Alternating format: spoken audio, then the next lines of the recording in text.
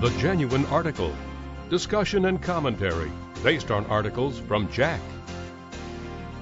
The availability of natriuretic peptides to identify the presence of congestive heart failure has really raised the possibility that they might also be able to guide the treatment of congestive heart failure.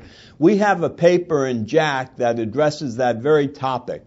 I'm Tony DeMaria, the editor of JACC, here with another edition of Inside JACC, and this morning I'm talking to Dr. Luc Eurlings, and Luc is on the staff of Maastricht University Medical Center in the Netherlands. Good morning, Luc.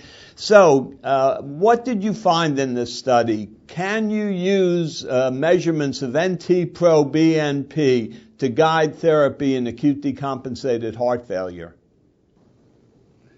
Yes, what we did is we evaluated the effect of NT-proBNP guided therapy of chronic heart failure according to an individually set NT-proBNP target, so that is different for every individual patient. And what we found was that the primary outcome, which was number of days alive outside the hospital, wasn't influenced significantly by individual NT-proBNP treated therapy. So, Dr. Eurlings, previous studies like Battlescar Time CHF have also shown that natriuretic peptide guidance in the treatment of heart failure is not of any benefit. How did your study differ? Well, to be honest, the results seem to be more or less the same. Our study also didn't show any gain in NT-proBNP guided therapy, but the difference is, as compared to the other studies that you just mentioned, that we have used an individually set NT-proBNP level for each participating patient.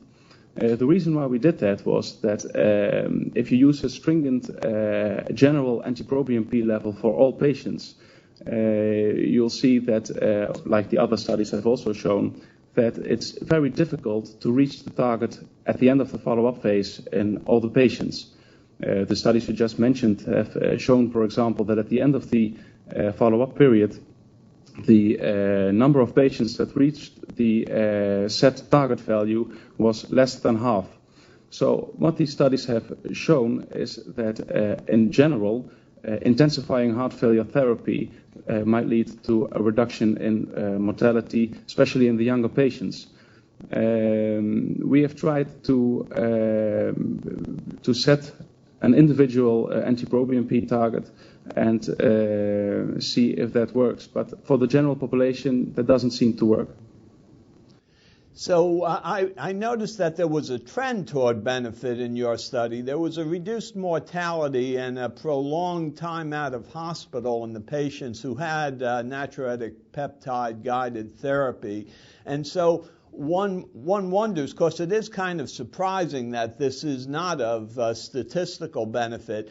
Is it a problem that recurrent hospitalization involves comorbidities unrelated to congestive heart failure?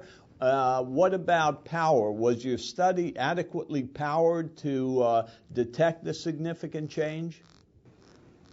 Well, I think it was, if you look at the reduction in mortality.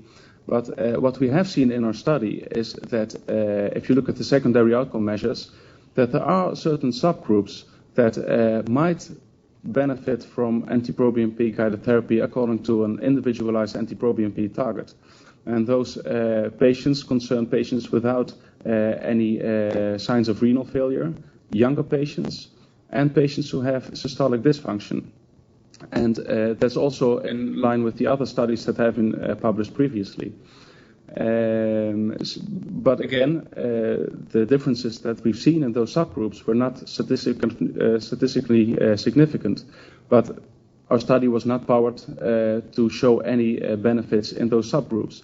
So there still are some questions that remain to be answered, and one of them is, if there are certain subgroups where NT-proBNP management guided by individual target value will lead to reduction in mortality, but I think larger studies are needed in order to answer that. Well, there was a presentation at the late-breaking clinical trials at the American Heart Association meeting recently where natriuretic peptide guidance actually did produce a benefit. So, as you say, we probably have not heard the last word on this topic. Thanks very much for being with us. For Inside JACC, I'm Tony DeMaria.